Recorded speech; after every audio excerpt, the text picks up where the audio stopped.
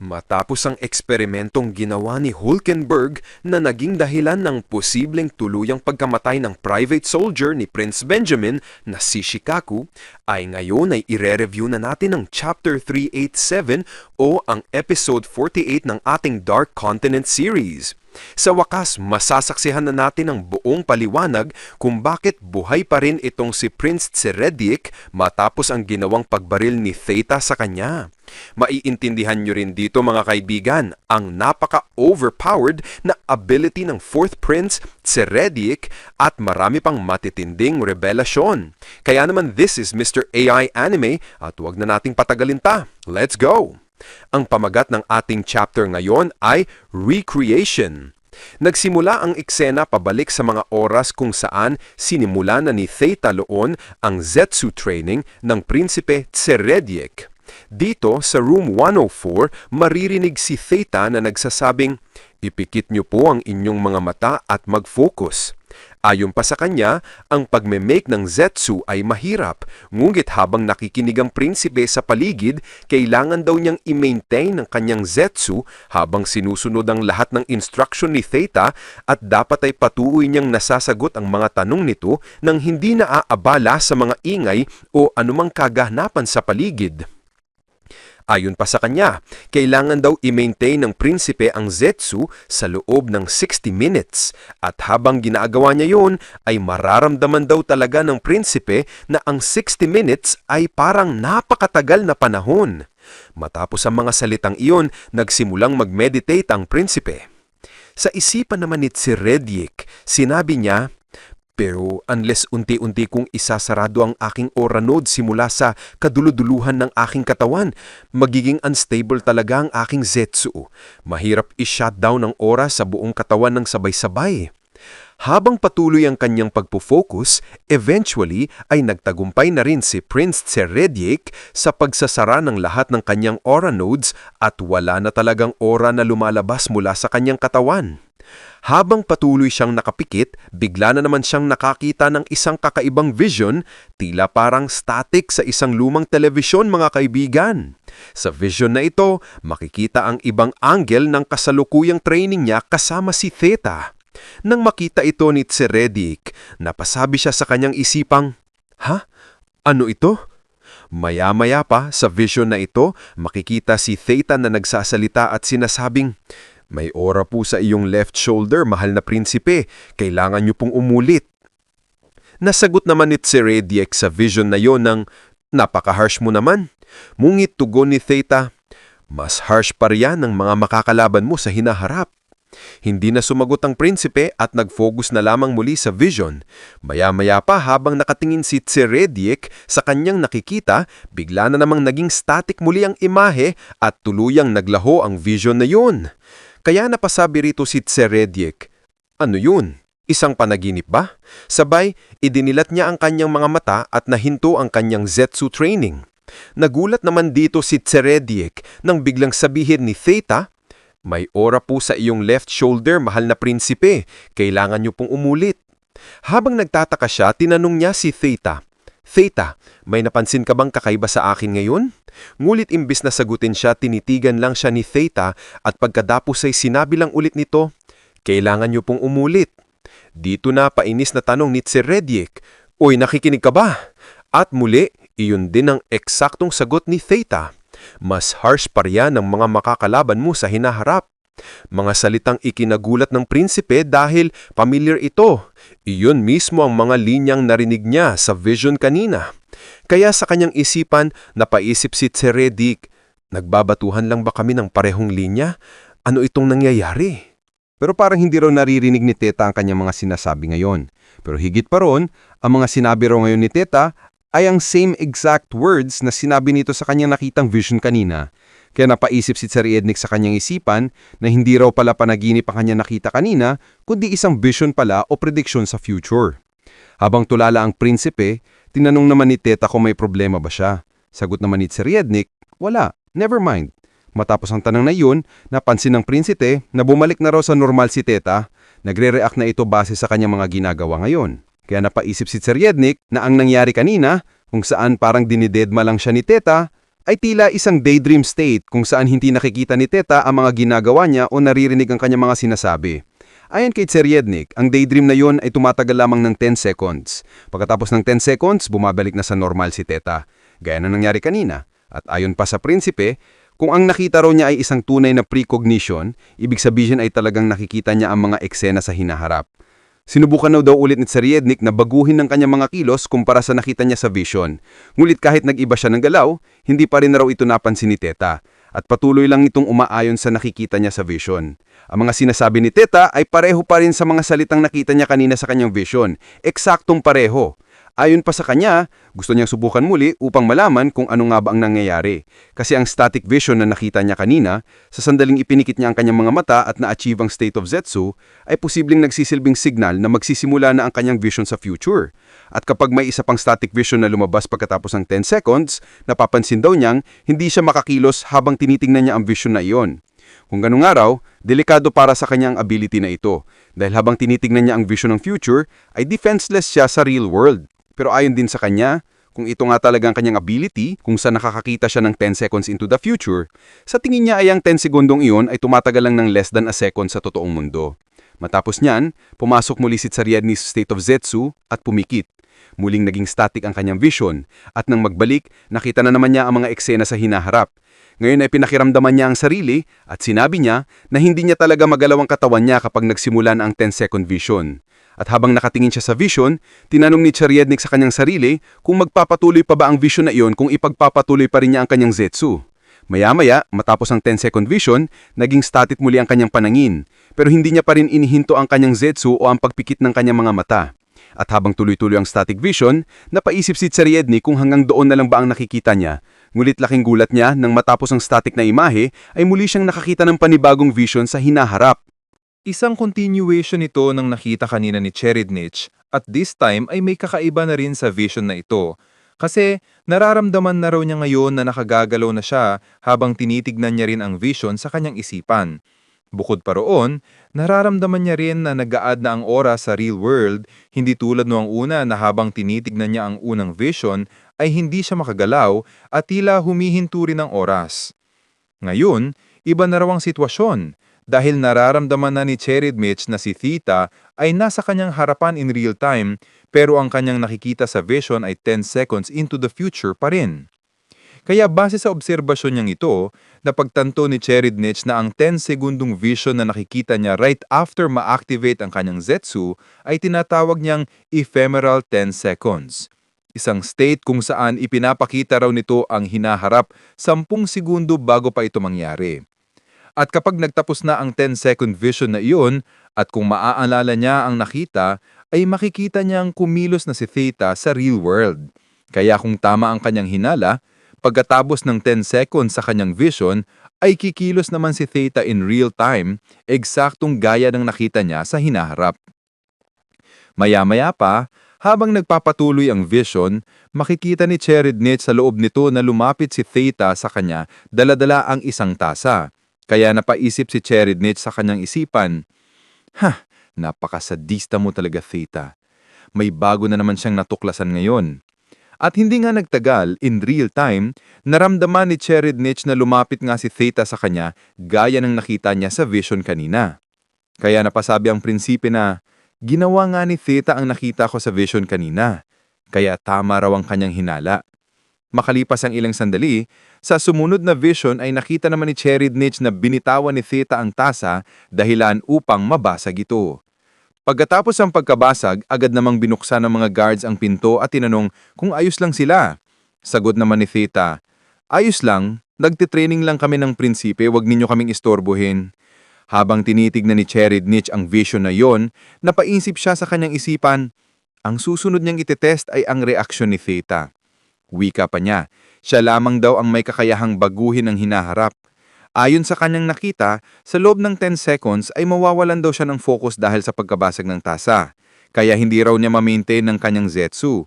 Ngunit naisip niya, paano kaya magre-react si Theta kung hindi mawawala ang Zetsu ko kahit matapos ang pagkabasag ng tasa?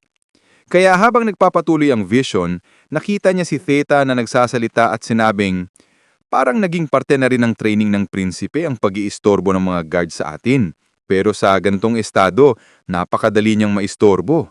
Sa tingin ko hindi magtatagal ang kanyang Zetsu. Kailangan niyang muulit. Habang pinanonood iyon, naisip ni Cheridnich na subukang baguhin ang hinaharap. At kung tama raw siya, ay maririnig niya pa rin ang parehong mga salita mula kay Theta kahit panatilihin niya ang kanyang Zetsu.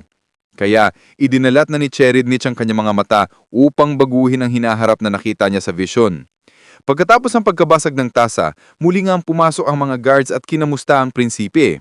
Sagot ni Theta, "Nagtitraining lang kami ng prinsipe, huwag ninyo kaming istorbuhin." Pero this time, na-maintain ni Cheridnich ang kanyang Zetsu, hindi tulad ng nakita niya sa vision kanina. Subalit, kahit na nagbago ang kanyang kilos, ay pareho pa rin ng sinabi ni Theta, eksaktong parehong line na nasa vision. Parang naging parte na rin ng training ng prinsipe ang pag-iistorbo ng mga guard sa atin. Pero sa ganitong estado, napakadali niyang maistorbo. Sa tingin ko, hindi magtatagal ang kanyang Zetsu. Kailangan niyang muulit. At doon ay mas lalo pang napatunayan ni Cheridnich na kahit baguhin man niya ang kanyang kilos, ay pareho pa rin ang kinalalabasan ng future na kanyang nakikita. Kaya dito na sinabihan ni Cheridnich si Theta, "Okay, gagawin ko ang lahat ng gusto mo. Ibibigay ko ang lahat-lahat. Wala akong pakialam kahit magpagulong-gulong ka pa dyan at bumula ang bibig mo. Wala akong bubuksan na kahit isang pore na pwedeng daanan ng aking aura, kaya huwag kang mabahala sa akin." Subalit sa isipan naman ni Cheridnich ay sinabi niya na kung ipipikit niya ang kanyang mga mata, siya lang daw ang may kakayahang baguhin ang maaaring mangyari sa loob ng 10 seconds into the future. Matapos na yon, nag-focus na muli ang prinsipe at ipinikit ng kanyang mga mata habang unti-unting nawawala ang aura sa kanyang likuran. Nang makamit niyang muli ang state of Zetsu, ay nagsimula na naman siyang makakita ng vision. Muli, 10 seconds into the future. Sa vision na ito, nakita niya na may bubble aura na ipinapalipad si Theta papunta sa kanya. Sa ngayon, nasa state of Zetsu pa rin siya. Pero naisip niya, paano kaya kung bubuksan ko ang aking mga mata at kakausapin si Theta? Kung mananatili raw siya sa Zetsu at muling ipipikit ng kanyang mga mata matapos itong buksan, mapuputol kaya ang 10-second vision na nakita niya kanina? At mapapansin kaya siya ni Theta na dumilat pala siya? Kaya dito binuksan ni Cheridnich ang kanyang mga mata. Nakita niya na gumagawa na ng aura bubble si Theta at tila hindi nito pinansin ang pagbukas ng kanyang mga mata. Dito na niya na-realize na sa point of view ni Theta, nakapikit pa rin pala siya.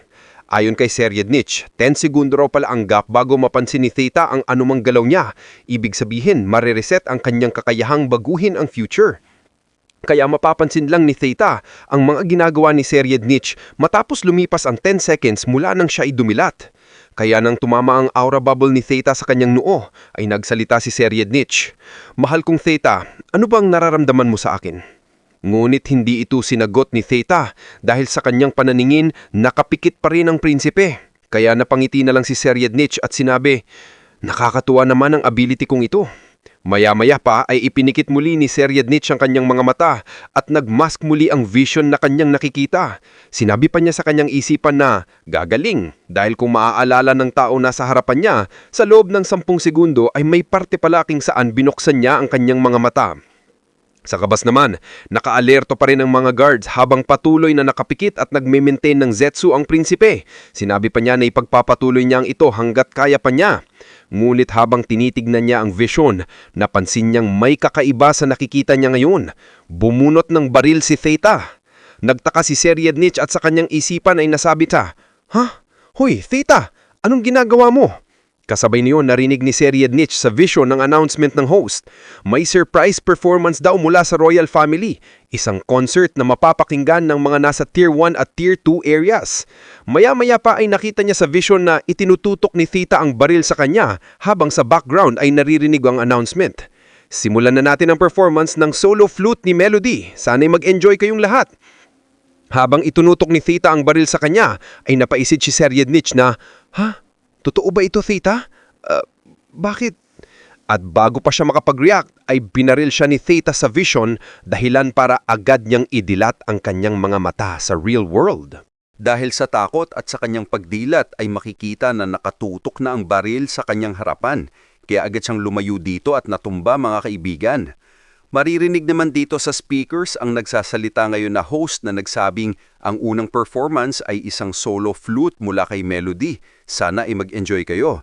Kaya dahil sa makikitang nakatutok pa rin ang baril ni Theta mga kaibigan kahit umalis na siya sa pwesto, ay dito naman napasabi si Theridnich na wikang, Oo nga pala, nakikita pa rin ako ni Theta na nakatayo pa rin sa harapan niya. Iisipin daw talaga ni Theta ngayon na binaril niya raw talaga siya. Magkahalong takot at mangha ang naramdaman ngayon ni Theridnich mga kaibigan na sabing, grabe ang ability na ito, nakakatuwa raw talaga. Maya-maya pa ay pinaputok na nga ni Theta ang kanyang baril habang si Theridnich ay nasa bandang likuran na nito. Matapos yan ay bigla namang nagbago ang scenery sa kanilang paligid dulot ng flute ceremony ni Melody mga kaibigan. Matapos ang ilang minuto, specifically 3 minuto, dahil tumagal ng 3 minuto ang epekto ng ability ni Melody noon, ay makikitang bumalik na sila sa normal at ang kanilang paligid ay bumalik na rin sa dati. Makikita rito mga kaibigan ang gulat na mukha ni Theta, kasi sa mga oras na ito ay nakita ni Theta na nawala sa kanyang harapan ang bangkay ni Theridnich, kahit ang dugo o bakas ng dugo nito mga kaibigan ay wala rin. Sa parte naman ngayon ni Theridnich ay wika pa niya, ano yung nangyari kanina? Hindi ko yun ability Parang may taong nag-activate ng kanilang Nen ability para gawin yun. Kaya napangiti naman si Theridnich na sabing, tuwang-tuwa raw talaga siya sa mundo ng Nen. Maya-maya pa ay pumasok na ang mga guard sa loob at sinabihan si Theta na, ano yun, isang putok ng baril. Huwag kang kikilos, Theta. Kung kaya't nagsalita naman dito si Theridnich na wikang, ayos lang daw sila dito, parte lang daw yun ng training. And in this exact moment mga kaibigan, ay eto na rin ang moment na lubos ang pagkagulat ni Theta dahil biglang nagsalita sa kanyang likuran ang prinsipe. Napansin pala ni Theridnich dito mga kaibigan na nagulat nga itong si Theta. At sabi ni Theridnich sa kanyang isipan, gulat pa siya kasi hindi raw talaga nito maipaliwanag kung ano raw talaga ang nangyari kanina. Pero tatanungin ko daw mamaya si Theta kung bakit sinubukan niya raw talagang patayin siya kanina. Sabay dito ay sinabihan niya si Theta na magpahinga na lang daw muna ito kasi napaka-tense na raw nito the whole time. Matapos niyan ay nahimatay na si Theta kasi alam naman natin na sa moment din na ito ay kinausap na siya ng Nen Beast ni Theridnich na naging dahilan ng kanyang pagkahimatay. Matapos yun ay linapitan na si Theridnich mga kaibigan ng 2 guards nito. Dito na ipinaliwanag ng mga ito ang tungkol sa biglang pag-apiyang ng magandang landscape na ang kutob nila ay kagawaan daw yon ng isang hunter na nagngangalang Melody dahil sa musika mula sa flute performance nito. Dito na rin sinabi ni Theridnich ang kanyang mga guards na imbitahan daw si Melody sa kanila. Kasunod niyan nang tinignan na ni Theridnich ang pag-alis ni Theta ay ayon naman sa kanyang isipan, sa ngayon, ang pagkukumpirma daw muna sa kanyang ability ang mas importante kaysa kay Theta. Tuwing ipipikit daw niya ang kanyang mga mata at ma-achieve ang state of Zetsu, ay nagkakaroon daw siya ng vision. Isang 10-second preview sa future ang nakikita niya na tinawag niyang ephemeral 10 seconds. Sabi pa niya na kung patuloy lang daw niyang ipipikit ang kanyang mga mata habang nasa state of Zetsu, ay patuloy pa rin daw niyang makikita ang 10 seconds to the future habang nire-release niya ito mga kaibigan. At ipapaliwanag natin niyang na yon kung bakit nasabi niyang parang parallel universe ang kanyang ability.